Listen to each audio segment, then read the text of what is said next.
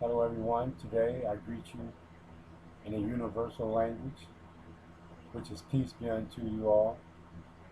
Today I'd like to speak about Islam and what it's here for and why did it come. But before I tell you that, I have to let you know it's going to be a terrible heat stroke this summer, inshallah. Men of God wills, according to the Bible in James 14:5 and in the Quran, inshallah. That means God's will. Because there's many things going on in our atmosphere, solar system that we don't really know about, but it's something's going on. This appears going to be very hot this summer, very. And I'm looking at the attitudes in the streets I see today. It ain't even July and people going crazy over the sunshine. Let the sun out and the devil in, seems like. But anyway, today's topic is about Islam because the more and more I walk the streets, the more and more ignorance approach. And I hear ignorance. And to me, this just people who's crying out, who don't know, but want to know, but don't know how to ask. So they cry out. Islam means submit to the will of God. And they said, what God you talking about? The God that created every human race. That God. It's no different God. You all like to make it different. There's nothing but a different language when you say Allah. Just like in Hebrew, Elah. When Jesus pronounced what he pronounced on the cross, Elah, Elah. In Revelation, it said Hallelujah. But actuality, without the H, is Alleluia. So quit picking languages, races, to determine to follow God other than his word. Other than that, you're going to fall short. You're going to make it to where you don't want to make it to, where it's awful hot. I mean, extremely hot.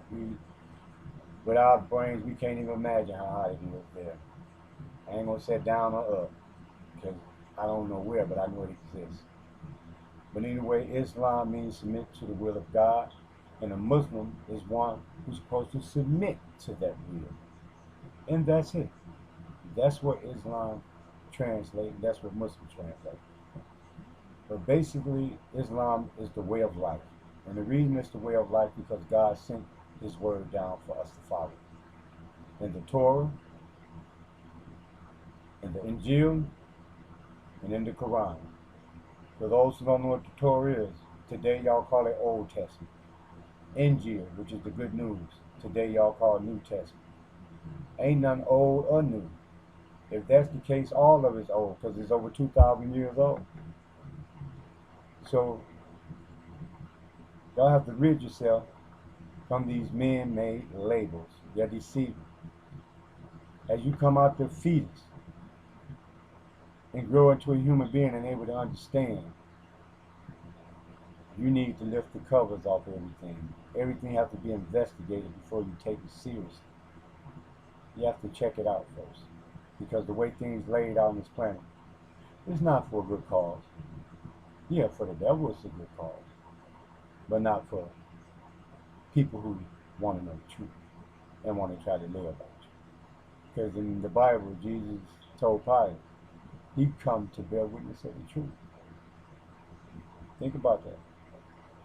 But anyway, Islam came to confirm what you already have. And Allah knows best why he sent it. And it could be many reasons. I could say, well, the reason he sent it, because when Jesus came to his own, none of his accepted him except for the disciples and a few followers. Those multitude of people y'all saw following, they only followed because they wanted to see the signs, they wanted some signs done. But according to the Bible, until he came to his own denied it. So if his own denied it, what makes you think he's going to write the right things in his book when he's gone? That give him the greatest opportunity to correct it.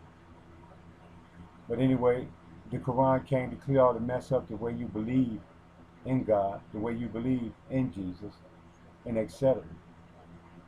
God in the Bible said he would not leave us comfortless. When the Quran came, that's proof. The Holy Quran has come 600 years after Muhammad. I mean, Astaghfirullah, after Jesus has passed. 600 years after that, this one Islam came. Don't listen to the TV about Islam. Pick up the Quran and study it yourself. But wash your hands before you start to read. And when you read, have good intentions. If you have ill intent, you're not going to get what you need to see. Christians, have y'all been crying so long for your Lord to comfort you and give you the comfort in your soul of knowing, assurance that the hereafter you may be okay.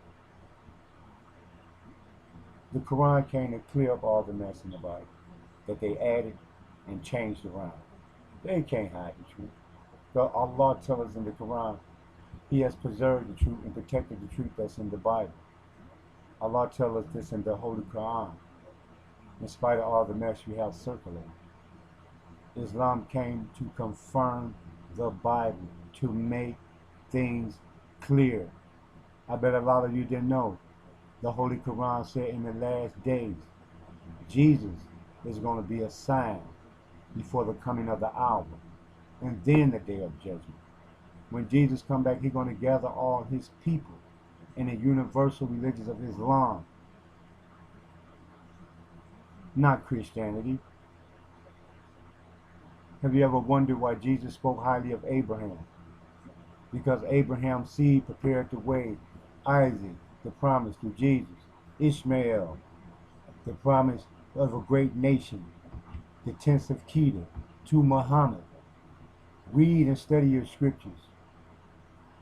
A lot of these churches today, all they want is this, out of your pockets. God said in the Holy Quran, listen to those who ask nothing of you. We know we're supposed to give out of the means that God provides to us. We don't need nobody to tell us that. If we do it, alhamdulillah. If we don't do it, inshallah, one day we will. Pay our tithes. We don't need nobody passing no tray around, passing to give us tithes. And He said the Lord bless him with good things. Yeah, you begging. That's what you do every Sunday, begging. God don't like beggars. God bless you to work. He said man toils for what he wants. Not what you're doing in the church, passing that tray out for what you want. And then if somebody in the audience can't pay their rent, you ain't gonna help them. Praise due to God. Alhamdulillah, that the Holy Quran has come. God said He would not leave you comfortless, and He haven't. Look at the scriptures. John 14 and 15. When Jesus said He would pray the Father to send you another, I'm going to keep saying another comforter. Think about that. In John 15, He told the people, it is expedient that I go away. If I do not go away, the Comforter will not come. So He went away. The Comforter have came 600 years after that. It said even the Spirit of truth. The Spirit of truth is God's word,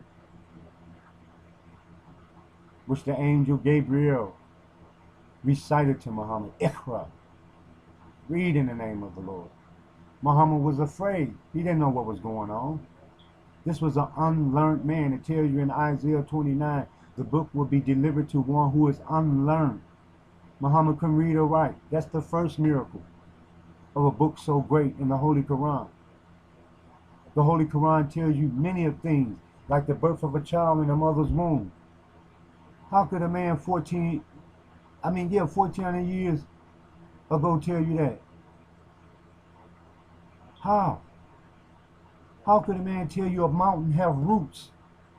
How can a man tell you the deep ocean, the deep levels of darkness in the sea 1400 years ago? This is what the Rasulullah, Prophet Muhammad, peace be upon him, may God bless him, has spoken in his days. No man would know that then unless he was guided by God. Science and technology today can tell you that this man could not know the birth of a child every step and stage inside a mama's womb 1400 years ago, when it took science and technology to find that out today. And it's many other signs. You have to read for self, people in the world. Stop letting the TV and the media and our leaders tell us which way to go. Listen, as I always say, to the goodness of the heart. When you go against the heart, you go against yourself. And what happens when you go against yourself? You lose. People, study that Quran and that Bible. Because I'm telling you, hell is for real. And for what I read, it ain't nothing nice. Trust me. Wake up, people. I love you. If I didn't love you, I wouldn't deliver this message. I'm delivering it because I love you all. And Satan, the devil of this world, the lower self, is deceiving you big time. And to help deceive you is the man-made food, because it gives you an idea of what to believe in, or what you can consider what is fake or real. Quit putting these chemicals, poison in your bloodstream. Until next time, leave that Cain. That is in peace. Alhamdulillah.